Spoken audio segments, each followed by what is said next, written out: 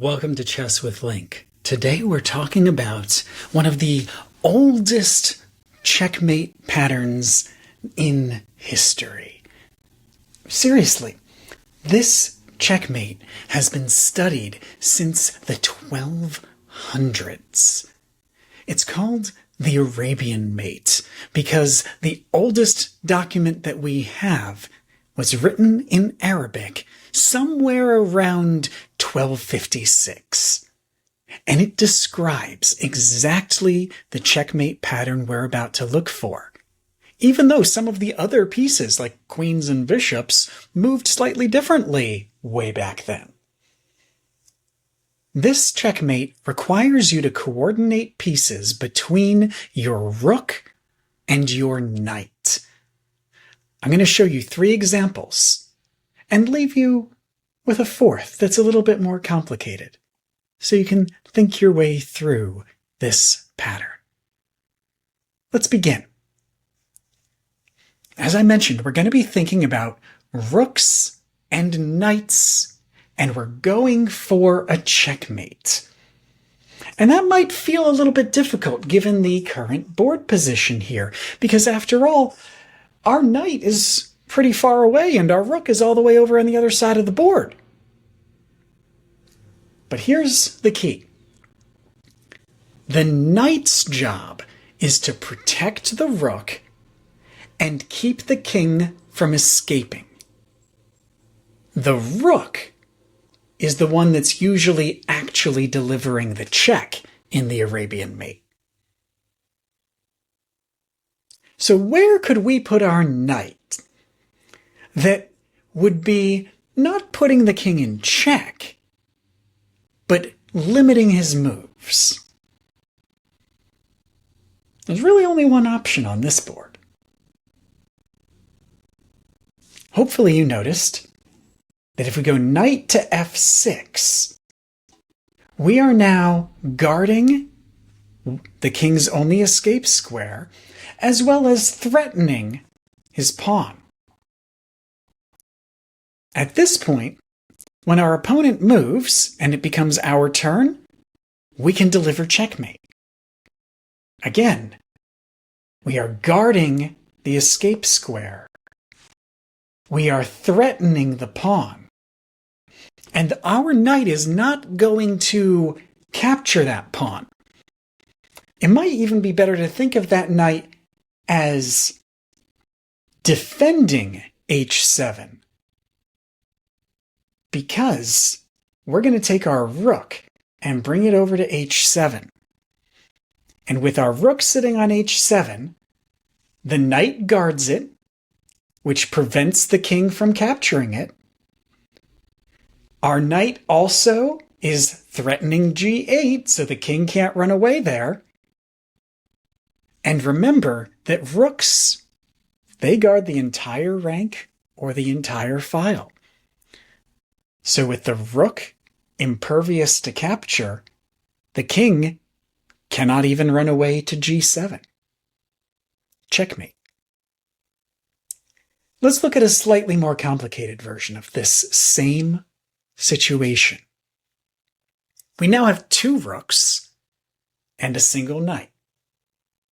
Our knight is already in position. Notice how our knight is threatening 2 of our opponent's pieces. And the pattern is the same as the pattern that we were using in the previous puzzle, where our knight would prevent the king from going to g8 or h7. The rooks are doing the work of guarding g7.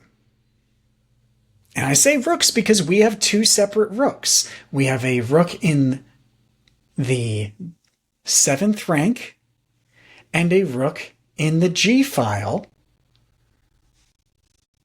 And either one of those could move to a protected position.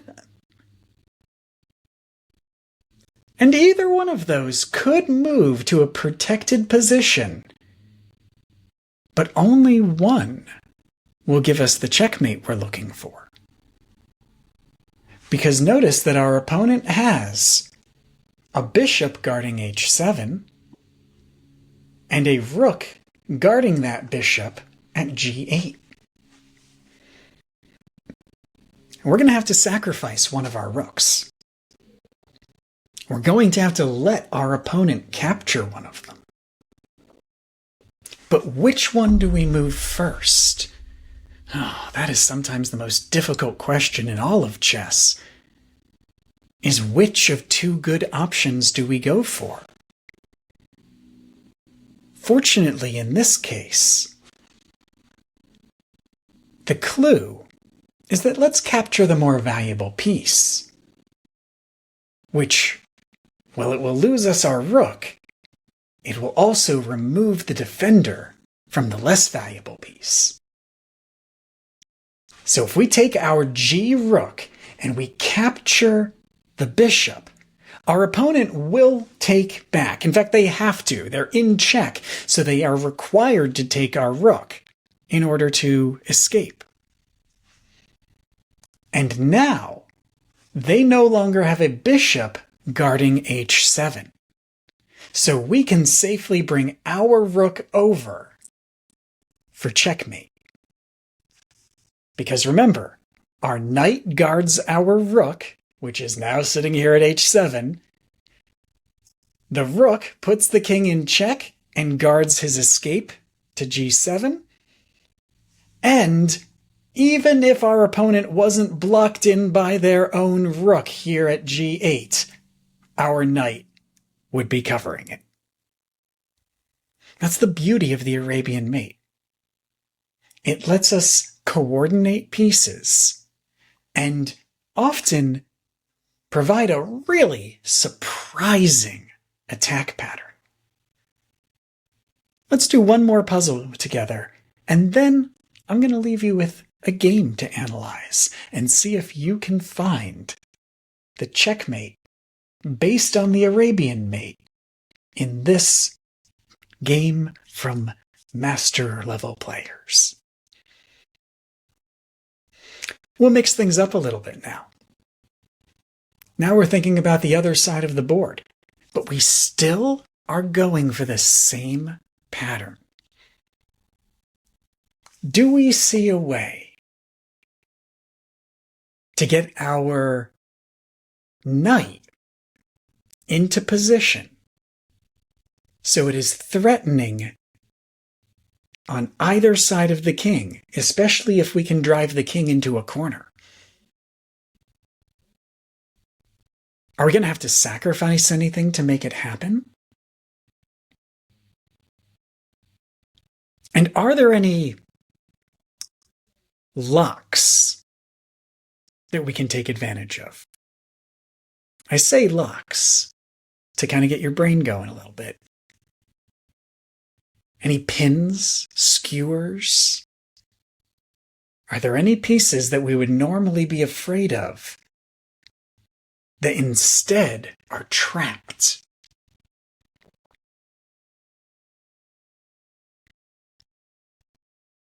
If you haven't found it yet, try moving your knight first.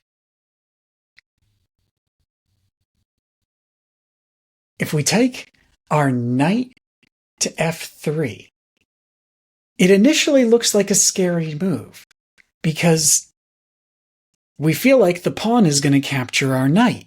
But remember that the g2 pawn is pinned to the king by our rook, forcing our opponent to move their king. Now, in this situation, even if you didn't know the Arabian Mate pattern, this would have been a pretty solid move because now we can take the queen.